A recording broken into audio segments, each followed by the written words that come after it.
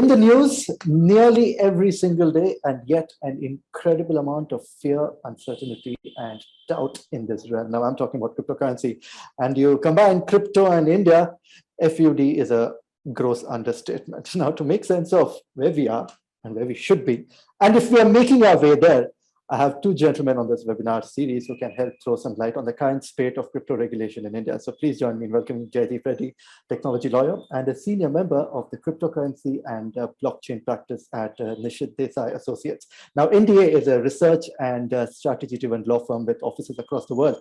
And they have been acclaimed as India's most innovative law firm by the Financial Times. Welcome, Jaideep. Thanks for plugging in. Thanks for having me, Ashwin. Pleasure.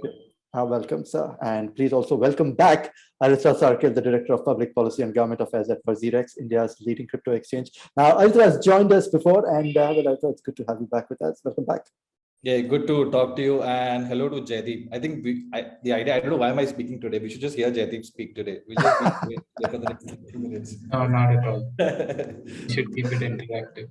Amen to that, and that is what it shall be. And let's start off. Now, there's blockchain, and you have uses like crypto, DeFi, NFTs. Jaideep, how do you grade the current state of discussions around regulating these? Yeah, I think this has been the biggest conversation over the last at least 3-4 years. Of course, the technology grew without the umbrella of a specific regulation in the early years. But by 2017 and 18, when the industry really boomed, that's when most people really felt a need for specific regulation. Of course, you had the RBI reacting in a negative way, restricting banks from dealing with customers carrying on these trades. But then that was obviously overturned by the Supreme Court in March 2020. And since then, there is a slight lacuna, I would say, in terms of not having a specific regulation for crypto intermediaries. When I say intermediaries, I would talk about the exchanges and the wallet service providers. Basically, anyone who holds consumer funds in trust. The general principle around the world is that they should be licensed and regulated. Of course, most of the well-known exchanges follow their own self-regulatory norms and try and abide by best practices. But what has really been the question over the last 2-3 years is, will there be a ban or will there be a regulation? If there is a regulation, will it be a licensing regime? Will we get clarity under the foreign exchange and tax laws? And those questions are still open. We, of course, have made our own suggestions as a law firm on how a balanced approach can be adopted. So, I mean, we'll have to wait and watch, but obviously it has to be a consultative process between the government and the industry as well as the users. So fingers crossed for a progressive regime. I know that industry consultative talk is something that WazirX and Nishith has also always been talking about, saying that the government needs to consult with the industry. And post the March 2020 ruling as well, I think it's been a bit of a relief for you guys, isn't it, Aritra? I mean, from thank you, Jerry, first of all, for saying that and the kind of work you folks are doing for the industry. It means a lot. It does mean a lot for us, considering the kind of things that has happened in the last 2.5 years in the industry. But from the ban till now, a lot has changed. A lot has changed in terms of the kind of conversations that are happening between not only the exchanges, but also product blockchain companies, pure play product blockchain companies. And this is just not with RBI, because the exchange and the RBI story is the one which was talked about a lot, which was written about a lot, because this is like a blockbuster story, right? Somebody creates something, somebody bans something, then the courts come. So it's a good story that everybody wants to listen to. But this is just not, I mean, the exchange part is just one part of the entire crypto and the blockchain story. Now, if you look at it, it's a massive, for us, we're happy with the way things have progressed. We'll be more happier, not only us, when I say us, all the exchanges put together, the folks that we worked with together, we'll be happy if things improve even better. But if you see what's happening right now, guys, it's sort of I don't know, man, this is the way I look at it personally. It's sort of a monumental moment, you know. Picture this. I mean, this is sort of India's crypto moment in the last 3 years. Ban, without ban, the kind of talk that is happening. it's a big industry in terms of valuation, massively big industry, and all of it is in India. Huh? This is not, it's only now that venture capitalists are investing and putting their money into India. But boss, 3 years ago, these were Indians creating companies in India, in different cities in India. It's a massive thing. And it's not some siloed tech bro or Texas thing which is happening. It's not just, an experiment, a utopian experiment. Oh, I want to do this to build something better on the internet. Great. Right now, India stands second in terms of transactions and the number of startups which are being built on blockchain. I'm not saying this. These are numbers out there. The first movers in this space, as Jaideep rightly said, in India, way back, even before the 2018 thing with RBI coming into play, was with the exchanges. That's what you saw. That's what we all saw. Ki boss, cryptocurrencies first movement initially in India, if you look at the timeline, these were centralized cryptocurrency exchanges which came up. Like on that, at that point of time, if I clearly remember, you had Zepte working out, right? Then you had the NFT storm which happened, right? Now it happened, it went away, and it again came back, right?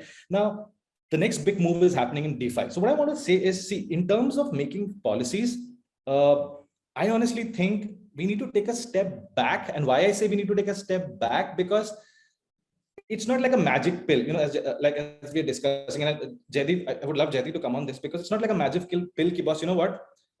Today Jaideep and Ashwin come up with this new law. That's it, done. The entire industry is safe. Everybody is happy. Everything is regulated. It's not. I would lie if I say that, because it is just not about us.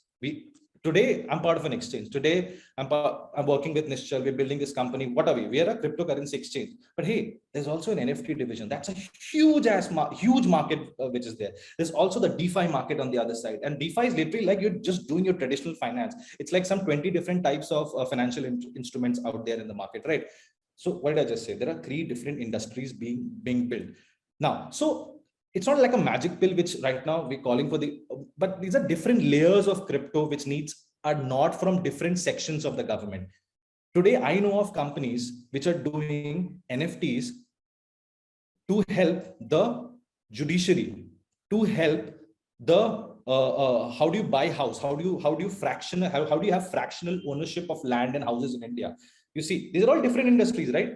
These are all different laws and different industries. So one overarching law, I don't think at this stage would help, but somewhere it needs to start. Those conversations have happened in the right direction, way better than what was happening 1.5 years ago. And also, what we need is a calibrated move with discussions with various departments, various sections of the government is required. Because see, at the end of the day, it's not like, I'm not saying like, you know what, Ashwin, I'm a techie. I sat in Bangalore, or right now I'm in my hometown in Jamshedpur. I created an app. I think this is important, Everybody in India should follow it. We should have laws according to it. It doesn't work that way, right? It's not right also to say that, because you have to work together with policymakers. You have to work together with the government. People, let's build laws for this. Things happen because it's a democracy we live in, right? Everybody has views and comments. All these pointers needs to be argued in. It's not like a whimsical thing. That's what I'm saying. A lot of people, even I keep saying, and I said that today, it's a massive, how much is it? I will check today morning. It is around a $2.8 trillion valuation right now in terms of the market cap in India. That's decently big capital moving in and around India, right? So, but it's more than that. It's about building laws and policies for building the next generation of internet. And none of what I'm saying is overboard. It's actually happening. 14, 16-year-olds are building this. So imagine helping them. Laws and policies will push them so that the next 10 years of internet is built out of India and not out of anywhere else. So and how tricky is that? It's interesting when, when Aritra speaks about creating a platform for innovation that is going to come about in the next decade as well. So Jaideep, how tricky is it to balance innovation while simultaneously protecting, user and, the citizens' interests as well? I mean, the government's not in a comfortable position because you need to do that balancing act. So if we were to talk about regulation, what are the first set of regulations that you think will be prudent and well thought out so that you can, get that balancing act in place? Yeah, as Aritra said, I agree. There's no single kind of magic bullet. But one key step is to bring intermediaries within the regulatory umbrella. They are, of course, already governed by some existing laws like the Consumer Protection Act. And if there's any fraud, etc., the criminal laws would kick in. But the way you have licensing regimes for, say, prepaid payment instruments or NBFCs or stockbrokers, stock exchanges, there should be an umbrella law licensing intermediaries as well, just to ensure that nobody goes rogue with the funds, that the disclosures are adequate, that consumers have a certain type of recourse, etc. Right? So that there is a watchdog the way you have, say, SEBI for the securities market. Now, of course, you do need, along with that, you do need a variety of clarifications under different laws. For instance, even if you do bring in a licensing regime for, say, exchanges, the RBI still needs to take a position as to how crypto is going to be treated under FEMA, the Foreign Exchange Management Act, because crypto is essentially a borderless phenomenon. It relies and thrives on cross-border movement of the tokens. Whereas under under Indian law, we have controls on cross-border movement. Those, of course, should be followed. But as of now, there's a lack of clarity on where does crypto fall under FEMA. It's completely silent. Similarly, a lot of people have questions on how they need to report and file their taxes, both under income tax and GST. Regulators globally have issued these guidances, whether it's the IRS in the US or the Australian tax authorities. They have issued guidances on how this is to be done. So a mixture of a licensing framework combined with clarifications under different laws, for instance, how copyright law may treat NFTs. All of these would go hand in hand. But as I said, I think the licensing regime would be a good first step, and then it can be incrementally built upon. The other thing is, not all cryptocurrencies are the same. So when we're talking about crypto, it's not like every crypto should be treated the same, because they all have different technical characteristics as well as legal characteristics. There are over 5,000 cryptocurrencies in existence, and anyone can start their own. So anyone can design a token as they see fit. And under which regulatory umbrella it would fall is a matter of analysis. It could be a security, it could be a payment system. So that's another nuance that sometimes is missing in the debate. Aritra? So thank you for saying that. I think very few people put that out in the market because everything is not like Bitcoin. They're all different. They have all different reasons in terms of why they have come out with. But now the way I look at it, it's good. As there's a gray area over here. So it's like the reason Bitcoin came into being, the folks who created that, it was in and around the financial crisis which happened, and they had some ideas about who controls the currency. They had some ideas about why is only one body controlling what's the value of dollar or what is the value of rupee. That was the argument that they were coming from, right? Now things have changed a little, right? And also at this stage, I know there is I'm going to get killed for saying this live, but see, you have an example of El Salvador, right? We were talking to the government over there. I was just trying to understand why they took this decision of allowing for you to go out and buy a bottle of water or coconut water with Bitcoin. But here's the thing, man. Like let's be a little practical over here. Like right now, it makes sense if these things are first of all broken down into what each one of it does. Like what is Bitcoin's, because every blockchain is different. Bitcoin's blockchain is actually very different from Ethereum's blockchain, meaning think of Bitcoin as a fruit. So this fruit will only give you one vitamin. Ethereum as a fruit will give you only certain vitamins. This only helps you in a certain way, right? There are other cryptos which also help you in a certain way. So as of now, in terms of as a currency, I'm not too sure. It's too volatile, man. It doesn't really make sense to use it as a currency, but as an asset class, as a hedge against inflation. If you do that that part of the maths, it makes sense. But there has to be some understanding, as Jaideep was saying, like, I don't think much talk has happened on this in terms of how do you classify them. Do you classify cryptocurrencies as blue chip, like mutual funds, like mid cap, small cap, or hybrid funds? How do you classify these things, right? Can you classify them as assets? So that's something that still needs to be broken down. Like there is something called in the normal finance world, if you want to launch it tomorrow, Ashwin, you want to launch your company, Jaideep and me want to launch a company, we go for IPOs, right?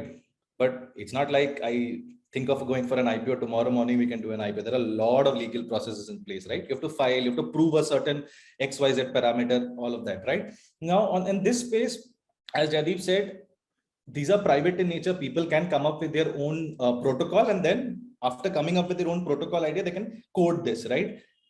There are no laws stopping that. In a way, it's good because that's how innovation spreads, but there has to be some law because all of this has investors' money.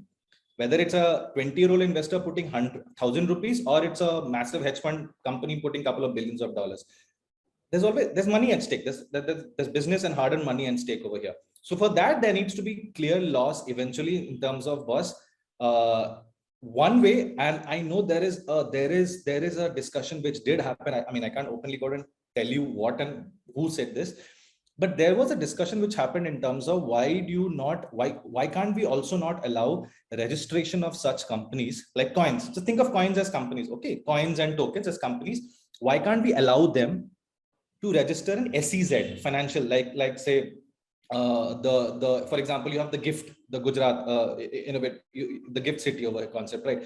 Why can't we create financial corridors within India where cryptocurrency tokens or coins can come and register yourself there, wherever you are in whichever part of the world? Like you right now, there are companies in India, Indians who register it in Singapore for certain reasons, right? The government allows you to do that and all of that. So that's also an argument which is happening. But in terms of, there are 12,000, if I'm not wrong, I just opened up a website, my chart. There are 12,000 cryptocurrencies in the market right now, or listed cryptocurrencies in the right now. Who decides what is listed it's a very open debate, but that needs laws. If not anything, that needs rules and regulations. Because boss, if you are not, and I'm also saying this on behalf of my company, because if we are not responsible in terms of should I just allow any other coin to list on my market, tomorrow if people lose money and this was just a hoax coin, I should be legally held responsible. I should be financially held responsible, so that needs rule for sure. And a lot of these things, just like companies, it's not clear. It's a little technical also. Like a lot of these things, like there are hardcore DeFi coins which are launching. That impacts only a very minute part of the crypto investors. It doesn't involve us like the regular investor. Like so that needs laws. Like how do you list a coin? How do you even create a coin? What does it need? That needs a process. It's now open. There are no laws for that. It's completely open. Jaideep, do you want to react to that, please? Yeah, no, I would kind of echo the understanding that each coin is to be treated differently. Possibly you could have kind of an ombudsman or oversight body which takes on the role of analyzing a token and then allocating responsibility to a given regulator. So it could be a multi-stakeholder body comprising technical experts, economists, legal experts, etc., and then allocating the jurisdiction to a given regulator. For instance, if after analyzing a token it determines it's a security, then the responsibility could be allocated to SEBI. But that's something that may be a little way away because we are yet to take even the baby steps in terms of bringing exchanges under KYC, licensing them, clarifying, as I said, the position under FEMA and tax laws, etc. But all of this is moving so fast that it may not be a case of first doing one thing and then another.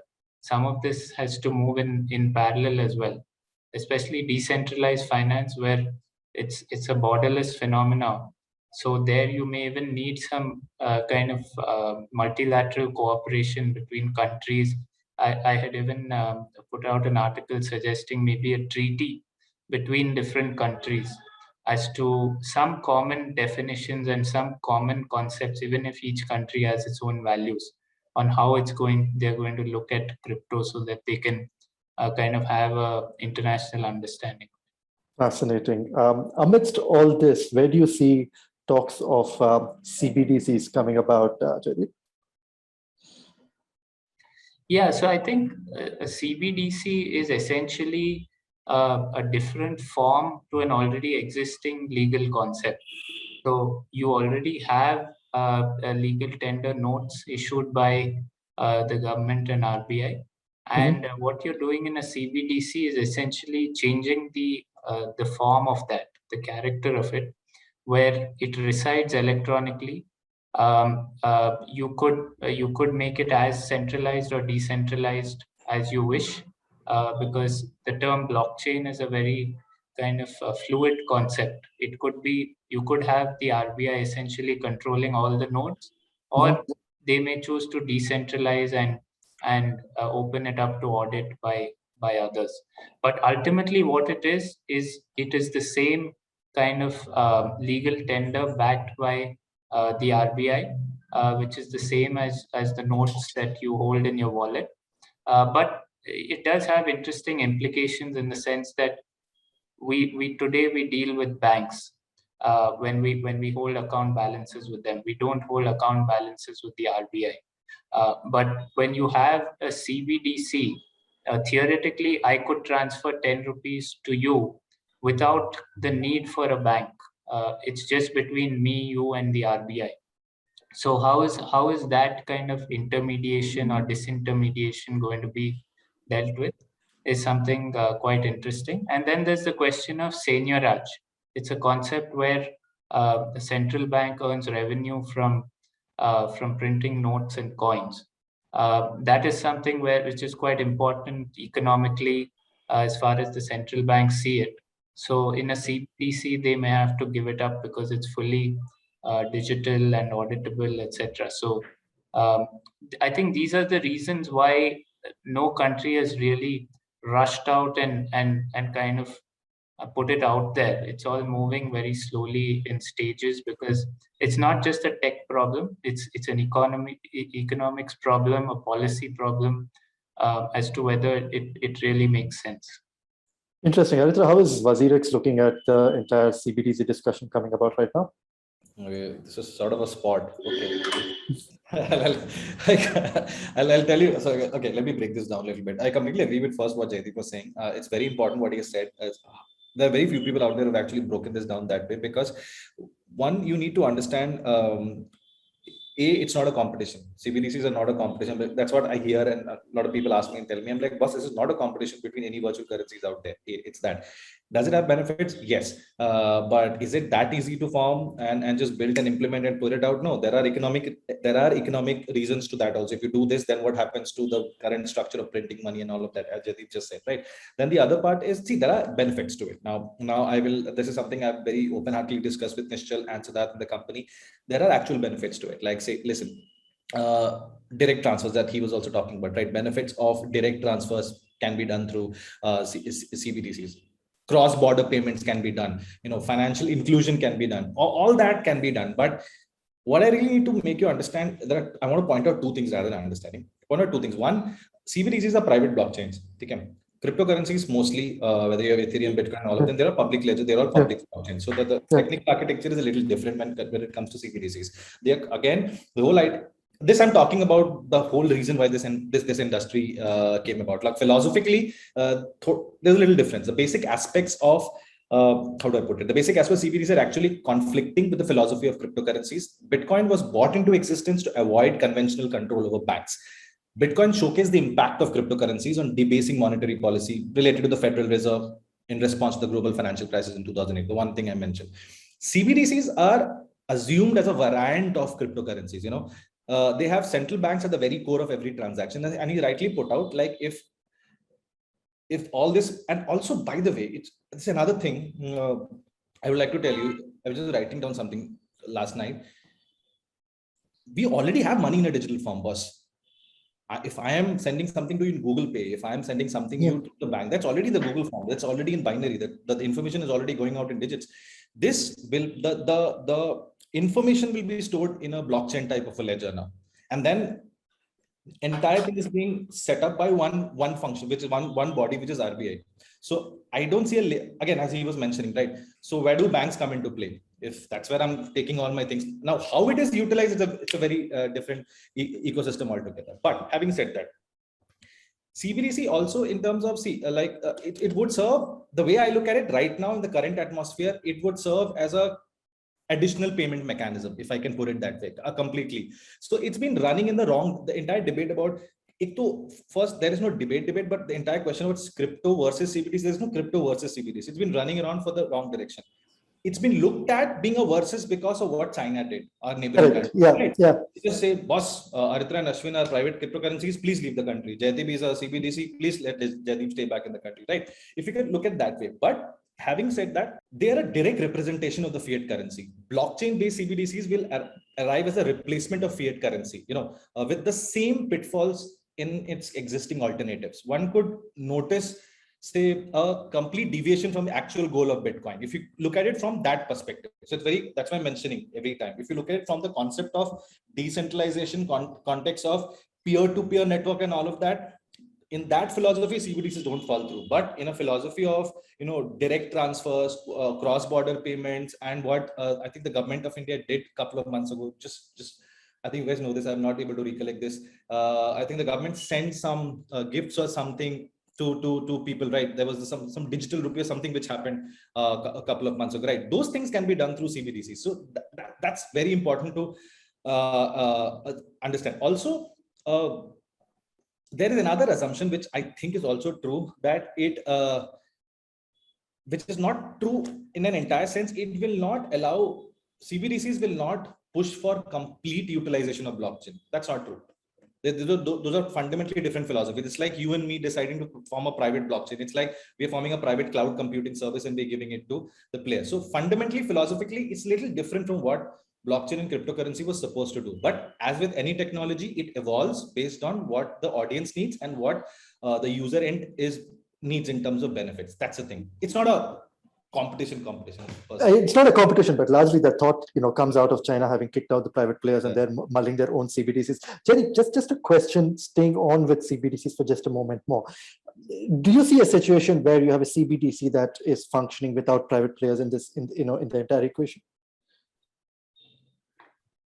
Theoretically, you can. I mean, that is what the Interministerial Committee recommended. But there are a lot of problems with that, both from an industry and people perspective, as well as from a constitutional law perspective. Because before any ban is kind of validated, the government has to justify why that was the only way to tackle that problem. And you have examples from around the world, as well as examples in India's own statutes and history of how a less restrictive regime can be imposed before a ban. For instance, if you want to tackle money laundering, you can impose KYC norms. If you want to tackle capital flight, you can clarify the treatment under FEMA. If you want to tackle tax evasion, you can mandate people to disclose their holdings in a more stringent manner. So for every problem statement, there is a regulatory solution which doesn't amount to a ban. And the government really has to justify before the courts why a ban was the only way. Because we have the fundamental rights to trade, to do business, to pursue various goals that an individual wants to pursue. And there can be only reasonable restrictions on that. So the government has to meet that test of a reasonable restriction. That is one perspective. The second perspective is, yes, you can have a CBDC, but it is like a walled garden. It is within India.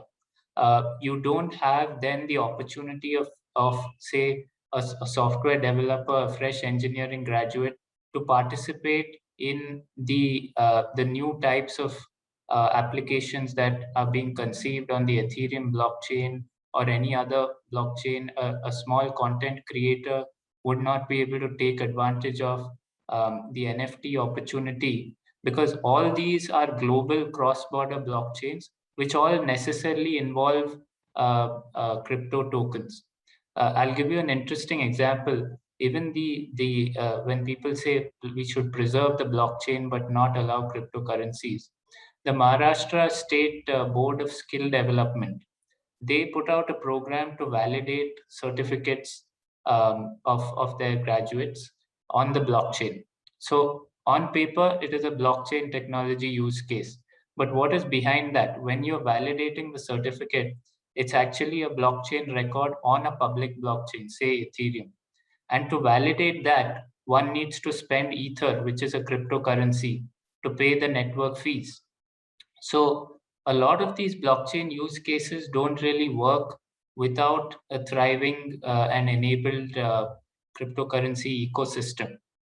So that's where, yes, theoretically, tomorrow the government can say yes to CBDCs, no to private cryptocurrency, but you would have problems both from a development perspective, where you're kind of stifling the software ecosystem and the creator ecosystem, as well as from a legal perspective, where it would be challenged that it is unconstitutional. Brilliantly and succinctly put. Thank you so much for that, Jaideep. Now, I know we're running out of time. I want to have one quick question to wrap up our discussion. Generally around timelines around crypto regulation in India. Now, this bill has been in the works since the beginning of this year, if I'm not mistaken, when they first started speaking about it a little more loudly. How much long before we have something substantial that comes as a ruling in ways of taking the baby steps towards regulating this? Jaideep? I think that is both above Aritra and my power grades or pay grades. But it is basically, we only are, we can be guided by certain public statements that the government officials put out. The finance minister has mentioned that a proposal has been sent to the parliament, to the cabinet for their approval.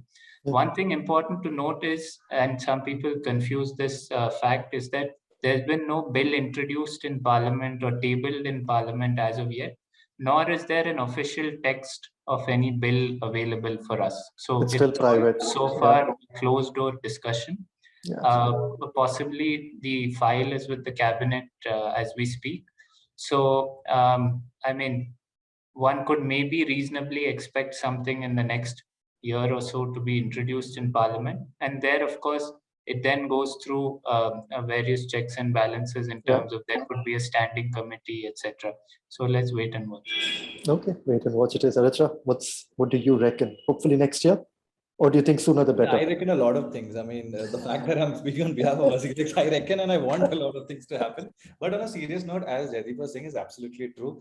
That's one. And also, listen, man, I mean, we can talk as much as we want on this, but finally, the decisions are taken by somebody else. I mean, we can consult, we can put forward our ideas, which Nishith has been doing way before I was there in the ecosystem.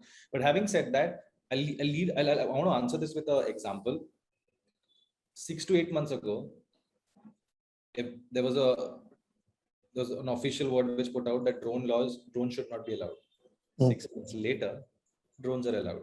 So what happens, how it happens is it's a different ball game altogether. But as an industry and with folks like Jaideep around, we're trying to do the right thing by putting the right story forward and telling them what good, bad, ugly, everything. This is what the industry, there are a lot of people. So what happens over there, I really don't know, but I wish for the best because it's too huge an industry to ignore at this stage. So amen to that. Lovely. Thank you so much. Thanks, Jaideep. Thanks, Aritra. It's been a delight to talk to you, gentlemen, about really the current state of regulations around in the country. The challenges in bringing out the regulation, which for me is a far more interesting discussion that we had, in the need to balance interests and simultaneously ensure that you're fostering innovation as well, which is a good problem to have. And of course, finally, CBDCs and large amount of FUD surrounding that, which of course needs a lot more clarification from folks like us as we continue to talk about cryptocurrency, blockchain, and the technologies that are built on it to help all of you make more sense around that. On that note, Jaideep, Reddy, Aritra, Sarkhel, gentlemen, it's been a delight to have you join us here on Business Insider India, and we look forward to having you back on the channel more often. So take care, and season's greetings to both of you as well.